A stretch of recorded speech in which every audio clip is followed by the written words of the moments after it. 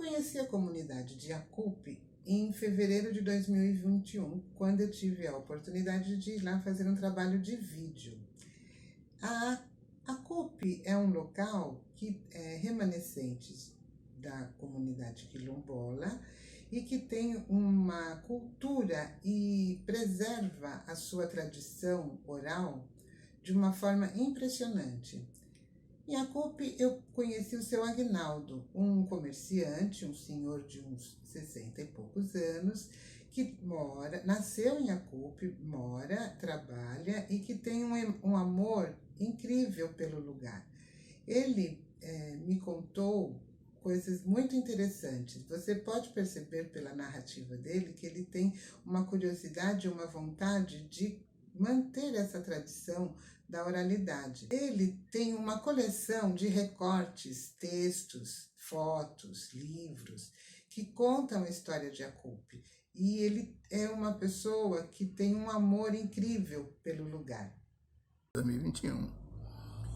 Eu fiz uma pesquisa desde jovem aqui sobre Yacupe que me enriqueceu bastante, porque através de uma festa que teve aqui de primeiro trio elétrico chegou aqui em Yacupe. A outra ela chamava Batirais, aqui tinha uma banda que chamava os Tupinambás, que era um jazz, e gerou uma curiosidade de querer entender. Imagina, na época que estava o auge da Jovem Guarda, a cultura americana querendo dominar a brasileira, você tocava música brasileira de noite, meia-noite, só era música americana, e aqui chegou esses nomes, e eu quis pesquisar. Então, os Tupinambás eram os antigos indígenas que habitavam aqui na nossa região. Os Abatirais, que era o trio elétrico de Santo Amaro, eram os habitantes de Santo Amaro antigo. Se supõe que servem os indígenas. Aí eu fiz comecei a fazer essa pesquisa para me interessar pela história de Yacupe, através desse encontro do trio elétrico e um jazz. Então vamos lá. A partir do momento que os portugueses supostamente descobriram o Brasil, botaram a ilha de Veracruz e Santa Cruz, houve a primeira excursão em 1501, e nessa excursão veio o Américo Vespúcio. Ele retornou na segunda, em 1503, e os dados que o Américo Vespúcio veio mandando, catalogando e mandando para a Europa e para as universidades, para os estudiosos lá, acabou gerando um mapa mundial, um mapa mundi, publicado na Alemanha em 1506, e ele foi homenageado por esse pessoal da Alemanha, que botou Terras de América.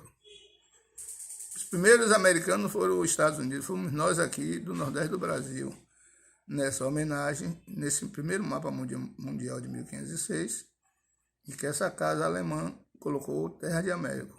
A Espanha tentou lutar para tirar o nome, mas o povo gostou e acabou ficando América até hoje. Aí depois veio as capitanias hereditárias, os franceses querendo dominar. Das capitanias hereditárias, os índios mataram o Francisco Pereira Coutinho, que era o donatário, e veio os governadores gerais. Aí começou o início da colonização aqui. E Mendes de Sá deflagrou uma guerra contra os indígenas daqui, chamada Guerra do Peroaçu, que é aqui, Pero significa português, e Açu, que é aqui, o Acupe-Açu, vem de Acube, de quintura. Então, a presença dos portugueses aqui no Acube, que é quintura, a nossa região. Outros chamam a Guerra do Paraguaçu também. Aí Mendes de Sá diz que ele dizimou de 120 a 180 aldeias. O padre Anchieta falou que não, foi de 40 a 60 aldeias. Uma coisa que eu gostaria de lembrar é que a história oral, aquela história que vem por meio dos mais antigos, é uma história muito importante, porque é um conhecimento que não está nos livros de história. E a gente deve lembrar uma coisa, que a nossa história, a história brasileira, ela foi contada pelos portugueses, os colonizadores. E essa é uma história que desvaloriza e que desqualifica os indígenas, porque para os portugueses os indígenas eram povos bárbaros.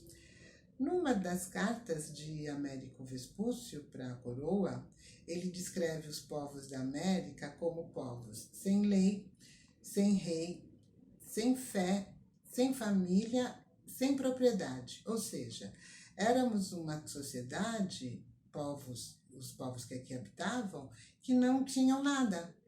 eram povos bárbaros, comparados a animais. Eles diziam, e havia o hábito do canibalismo, né? Que no caso brasileiro, indígena, não era uma barbárie. Os indígenas, eles tinham um sentido para comer a carne humana. Porque tinha um índio na Ilha de Maré chamado Cururupé, um cacique. Esse cacique só comia carne humana. Aí Mendes de Sá, quando chegou, disse: olha, vamos unir as aldeias, fazer comunidades e acabar com esse negócio de comer carne humana.